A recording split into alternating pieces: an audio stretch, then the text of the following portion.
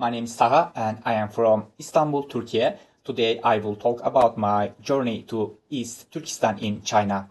In May 2025, I visited Turpan and Urumqi cities in East Turkestan. And I want to talk about what I witnessed there and what I saw there. First of all, I observed that there is a systematic restriction on religious freedom. There are mosques, yet, but mosques are not open during regular hours. You cannot go to the mosque when you want. They open only at prayer times, but not all mosques are open during the prayer time. I could say maybe 2 or 3 mosques of 10 mosques are open during prayer time.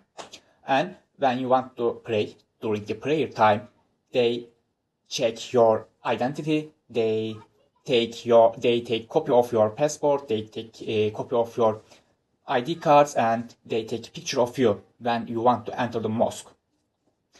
Every time I entered the mosque, I had to show my passport, and every side was under the surveillance. Inside the mosque, I saw no Quran, the Holy Quran copies. I really didn't see even single one. There is a book shelves, but they were empty.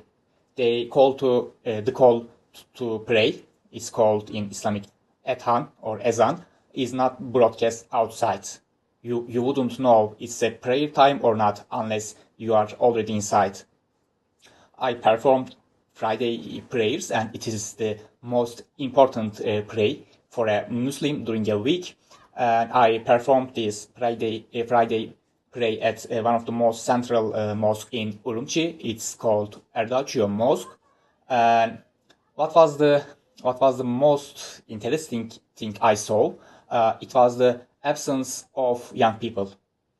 I could say the average of the people in the mosque was around 60 or 65 maybe. No young Uyghur men were present. Because I learned why. Many young Uyghur men between age 16 or 15 to 45 have been sent to detention camps or forced to labor sites.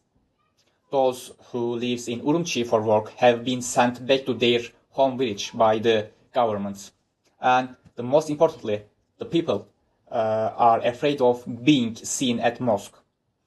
Let's say you are young and you want to join this prayer time, but they have to check you, and after this time they will know you are the guy in the mosque. That's why they can't go to the mosque as a normal people. They can be blacklisted and labeled as a potential extremist. Another heartbreaking experience was during the Friday prayer.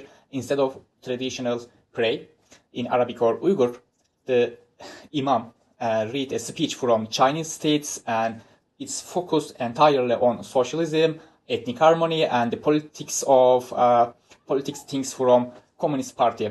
Not a single religious Qurans, etc. There weren't anything. It's kind of politic meeting.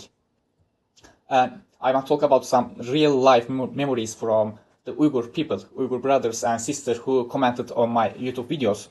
The first one, a friend told me that even though he lost his father, who lived abroad for long years, his family in East Turkestan couldn't gather together for a funeral. Can you believe it? Even the families can get together for their father. He explained that gathering his entire family was forbidden and punishable by government. And when you walk on the streets in the evening, you may see some Uyghur people on the street. They may dance and they may sing, and you may think, wow, it's fun. The people here live freely and have fun. But no, it's also fake. I learned that these people were actually forced to be there and dance by neighborhood leaders. Even entertainment is fake there. And also people are silent. They don't want to talk about anything when I go there, and when I try to touch them, talk them about some topics. No, it's impossible to get any single word from them, because they are afraid. Most of these people refuse to speak to me, and others simply lower their heads and walk away. This is not religious freedom.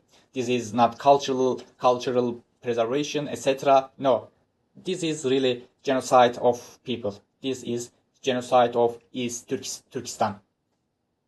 And I call on the international community, human rights organizations, and United Nations.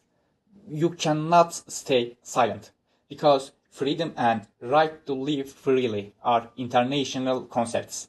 Tomorrow, everyone will need these rights. Even the people live in Europe, live in in US. Everyone may need these rights.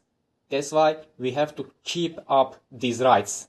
And please listen to Uyghur voice before they are completely silenced.